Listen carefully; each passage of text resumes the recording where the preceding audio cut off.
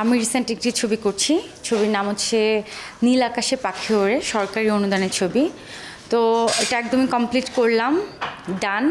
আর তার মধ্যে আমার একটি ছবি রিলিজ হচ্ছে, ছবির নাম হচ্ছে ভালোবাসি তোমায়। পুরো এফডিসি জুড়েই তো দেখলাম অনেক বড় বড় বিলবোর্ড, তো খুব ভালো লাগছে।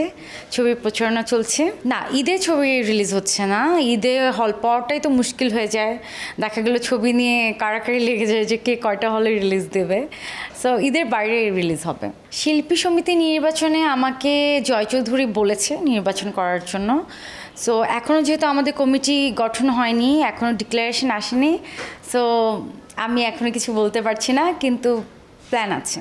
অফকোর্স শাকিব খানের সাথে ছবি করলে তো অবশ্যই সবার কেরিয়ারই টার্নিং পয়েন্ট হয়।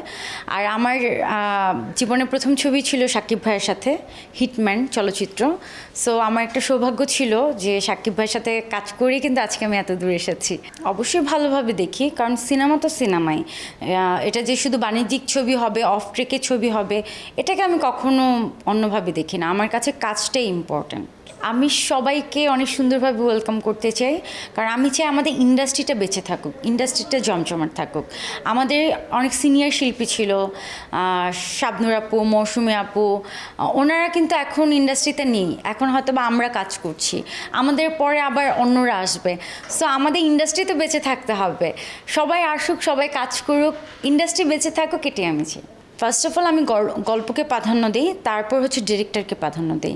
কারণ একটা নর্মাল গল্প পরিচালক চাইলে এটাকে সুন্দরভাবে প্রেজেন্ট করতে পারে। প্রেজেন্টেশনটা হচ্ছে খুব ইম্পর্ট্যান্ট। সো পরিচালক যদি ভালো হয়, তাহলে আমার কাছে মনে হয় যে কোনো গল্পেরই রূপ চেঞ্জ হয়ে যায়। আবার দেখা গেলো অনেক চমৎকার গল্প, কিন্তু আমাদের প্রেজেন্টেশনটাই ভালো হলো না, বা আমাদের ডিরেক্টর এমনভাবে মেকিং করলো গল্পের মানে ভিতরে আমরা ঢুকতে পারছি না, বা গল্পের মেকিংটাই দেখে মানে চোখ জুড়ায় না। সো মেকিংয়ের উপর অনেক কিছু ডিপেন্ড করে।